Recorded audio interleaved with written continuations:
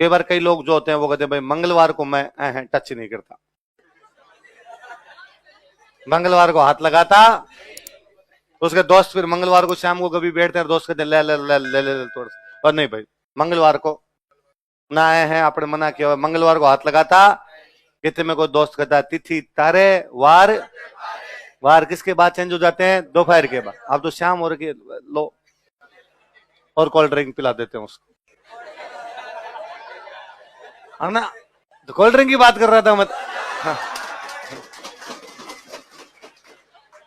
कहीं यूं भाई मंगलवार को मेरा गला खराब हो जाएगा, ऐसी कोई बात हो। अरे हो जाता, कोल्ड ड्रिंक से गला खराब हो जाता, मेरा हो रखा है एक दो बार ऐसे।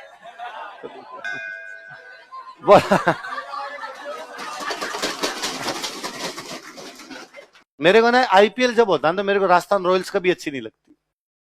मैं बाकी राजस्थान का हर चीज का पक्षधर हूं, पर मेरे को राजस्थान रॉयल्स वाली टीम कभी अच्छी नहीं लगती। कि मंगते एक भी राजस्थान का प्लेयर नहीं खिलाते, नाम राजस्थान रॉयल्स, तुम्हारे हमारा प्लेयर एक ही नहीं। इसका मतलब ये नहीं हमारे प्लेयर बुरे खेलते हैं। हमारा रवि बिश्नोई लखनऊ खेलता है, हमारे दीपक चार राहुल चार बाहर खेलते हैं, हमारा खलील अहमद बाहर खेलते हैं, हमारे महिपाल लोमरोड बाहर खेलते हैं, हमारे खूब सारे प्लेयर बाहर जा खेलते। तुम यहाँ राजस्थान रॉयल्स में क्यों नहीं खिलाते रहे? तुम खिलाओ, तुम्हारा नाम राजस्थान रॉयल्स है तो फिर हमारे यहाँ से खिलाया जाए, वरना तुम्हारे राजस्थान रॉयल्स दोनों हटाए जाए। कि नहीं तो तुम्हारे राजस्थान का प्लेयर रॉयल्स तुम हो नहीं, वो तो हम ही है। किस बात के लगा रखे? तो मेरे कभी भले नहीं लगे। इसलिए मैं बीच में एक बार जोधपुर था, जब आईपीएल चल रहा था, जोधपुर स्प्रिंग बोर्ड वहां क्लास ले रहा था, तो वहां कोचिंग के ऊपर ही हमारा रहने के लिए फ्लैट था।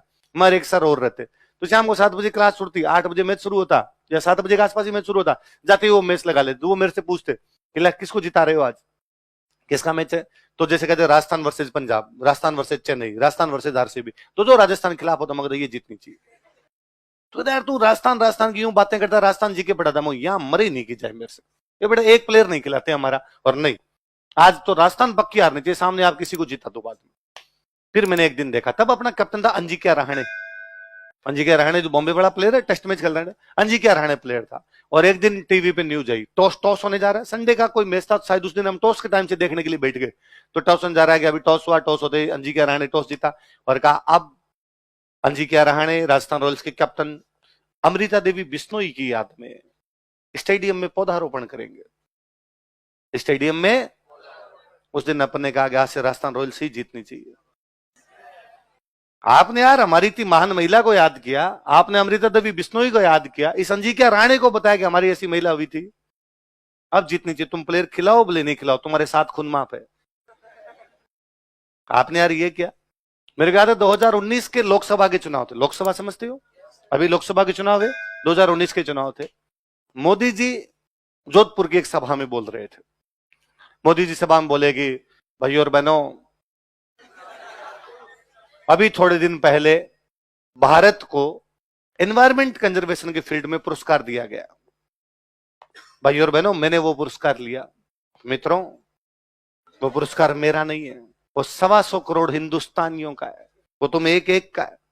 दुनिया इस बात को मान रही है, जान रही है कि भारत पर्यावरण बचाता है, भारत एनवायरमेंट कंजर्वेशन करता है। भाइयों और बहनों, जब मैं वो पुरस्कार ले रहा था, मैं उनको बताना चाहता था मित्रों कि जिस पर्यावरण बचाने की तुम आज बात करते हो, जिस एनवायरमेंट बचाने की तुम आज बात करते हो, हमारे इसी जोधपुर में इसी बिश्नोई समाज ने पेड़ पौधों को बचाने के लिए अपने बलिदान दे दिए थे। मैं आज उन भाइयों और बहनों,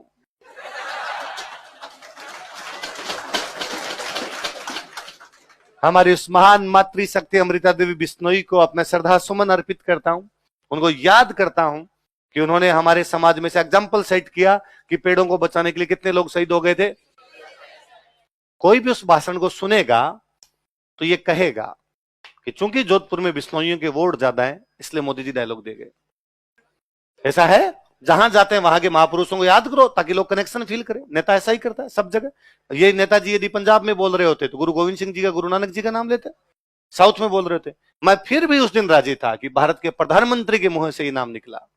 ये पूरे भारत में लाइव चल रहा है, नागालैंड के अंदर बैठा हुआ आदमी भी इसको टीवी पे सुन रहा है, केरला वाला भी टीवी पे सुन रहा है। कोई ना कोई तो गूगल सर्च मारेगा कि जिस महिला का नाम लिया है कौन, कोई तो देखेगा, कोई तो जानेगा। भारत का प्रधानमंत्री बोल रहा है, सरेआम सभा के अंदर, रैली के अंदर बोल रहा है, किसी बंद कमरे के अंदर नहीं। ये कितनी बड़ी बात है। यदि हम बोलेंगे जो दिखता है बिकता है, हम दिखाएंगे दुनिया को तो दुनिया को पता चलेगा। यदि हम दिखाएंगे नहीं तो दुनिया को भी पता चलेगा। इसलिए चीजों, लोगों को चीजें बतानी, लोगों को दर्शानी चीजें आवश्यक है। और अपनी अच्छी बातों की मार्केटिंग खुद को ही करनी पड़ती है। यदि आप ही खुद में ये कॉन्फिडेंस फील नहीं करते कि अच्छी चीज है, तो मैं सबसे पहले कहता हूं कि स्प्रिंग बोर्ड से बढ़ के कोई भी संस्थान नहीं। मैं ही नहीं कहूंगा, मैं इस बात को फील नहीं करूंगा तो दूसरे को कैसे फील करवा पाऊंगा। मैं खुद ही कहूं कि नहीं भाई स्प्रिंग बोर्ड ठीक है, तो फिर दूसरे वाले को भी ये लगेगा। मैं कहूंगा जब दुनिया में इससे अच्छा संस्थान कोई दूसरा बस, तो अगले को भी मैं उस तरंग पे लेके जाऊंगा, उस फ्रीक्वेंसी पे लेके जाऊंगा। इसलिए हमेशा किसकी बात करनी है अपने? अमृता देवी बिश्नोई। जब जब पर्यावरण संरक्षण की बात है, किसकी बात करनी? ये बात मैं इसलिए कह रहा हूं, आप लोगों ने नहीं सुना होगा, हमने बड़ा फील किया इस बात को। हम जब छोटे से बड़े हो रहे थे, उन दिनों में जब पर्यावरण की बात आती, हम एक महापुरुष को याद करते, उनका नाम है सुंदरलाल बहुगुणा। क्या नाम है? उत्तराखंड के हमारे सुंदरलाल बहुगुणा हुए। पेड़ पौधों को बचाने के लिए उनका बड़ा योगदान है, उन्होंने बड़ा योगदान दिया पेड़ पौधों को बचाने के लिए। हम उनके प्रति नतमस्तक है, हम उनको थैंक यू बोलते हैं, उन्होंने पेड़ पौधों को बचाने के लिए काम किया। उनके नाम से हम एक आंदोलन पढ़ते हैं, चिपको आंदोलन। कौन सा?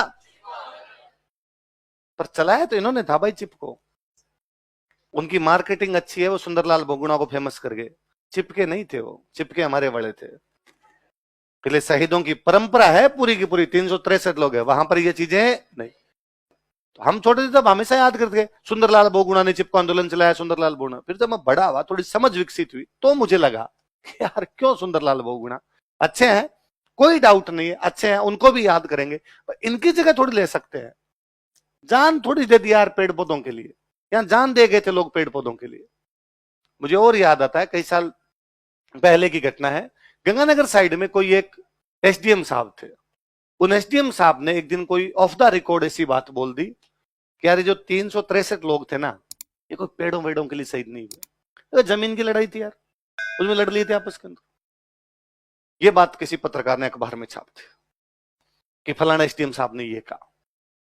अगले दिन अखबार में मैंने पुनः पढ़ा कि बिश्नोई समाज ने दिया धरना। बिश्नोई समाज ने कहा कि एसडीएम मांगे माफी, वो जो भी अधिकारी थे, एसडीएम मांगे माफी। उन्होंने इस प्रकार की बात कैसे कही?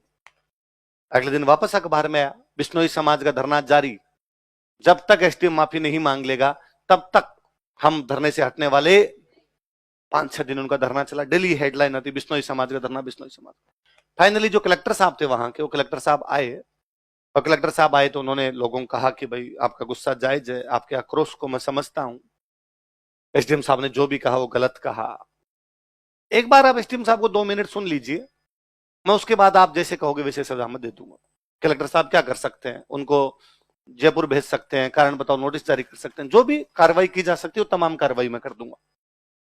एसडीएम साहब बोले, एसडीएम साहब ने कहा भाई मुझे घटना का पता नहीं था, मैंने गलती से ये बात बोल दी, फिर मैंने जब जाना पढ़ा तो मुझे पता चला कि नहीं ऐसा नहीं हुआ था, वैसा ही हुआ था जैसा है पर्यावरण संरक्षण के क्षेत्र में। जो भी इस प्रकार की बात बोली, मेरे से गलती भी है, मैं सजा भुगतने के लिए तैयार हूं, पर मैं खुद भी प्रायश्चित करना चाहता हूं, कन्फेंस करना चाहता हूं इस बात को। और मैं आज एसडीएम कार्यालय में 363 पौधे लगाना चाहता हूं। कितने पौधे? उन शहीदों के सम्मान। आप भी आना चाहें, इनवाइट है, आमंत्रित है। फिर कलेक्टर साहब आए वापस, कलेक्टर साहब ने कहा भाई ये मुहिम है इनकी, ये बात पर फील कर रहे हैं, उसको गलत बोला था, माफी मांग रहे हैं, अब आप बता दो, आप चाहो तो इनको माफ कर दिया जाए, आप चाहो तो इनको सजा दी जाए। लोगों, तमाम लोगों का साहब माफ कर दो। व्यक्ति गलती करता है, गलती हो जाती है, यदि उसने गलती कर दी तो उसको क्या कर दिया जाना चाहिए? माफ कर दिया जाना। तो कोई सजा इनको दी नहीं जानी चाहिए, हम भी शाम को जाएंगे। उस दिन 2 चीजें समझ में मेरे, एक तो ये समझ में आया कि यार अधिकारी क्रिएटिव थे, वो चाहते तो इस प्रकार जनता के बीच में आने की आवश्यकता नहीं थी, एसडीएम से बात करवाने की आवश्यकता नहीं थी, फटाफटी कारण बताओ नोटिस जारी कर दे, भाई जाओ जयपुर जाओ, जवाब दो सरकार को, इस प्रकार की बात कैसे करी, इधर उधर पोस्टिंग कर देते, ट्रांसफर कर देते, खूब सारी कार्रवाइयां होती, कार्रवाई कर देते। पर 2 प्रकार के सॉल्यूशन हो सकते हैं। एक सॉल्यूशन हो सकता है जिसमें कुछ क्रिएट होता हो, एक हो सकता है इसमें कुछ डिस्ट्रक्टिव होता हो। उन्होंने पहले वाला चुना, क्रिएटिव किया, इस बहाने पेड़ पौधे तो लगे। उन्होंने कहा आपसे मैं आगे जहां कहीं भी रहूंगा तब भाद्रपद शुक्ल दशमी को पेड़ पौधे लगाऊंगा। मुझे नहीं पता बाद में लगाए कि नहीं लगाए, पर उस दिन उनका यह बयान था, लगाए ही होंगे, हम इस बात को मानते हैं। पर मुझे एक बात का बड़ा दुख हुआ, 7-8 दिन तक लगातार अखबार में आया बिश्नोई समाज का धरना जारी, बिश्नोई समाज का धरना जारी। मुझे लगा यार अमृता देवी केवल बिश्नोइयों के लिए मरे थे क्या? उन्होंने पेड़ पौधे केवल बिश्नोइयों के लिए बचाए थे क्या? हम इससे बुरा कुछ नहीं कर सकते। हमने अपने अपने महापुरुषों को अपनी अपनी जातियों में बांध दिया है।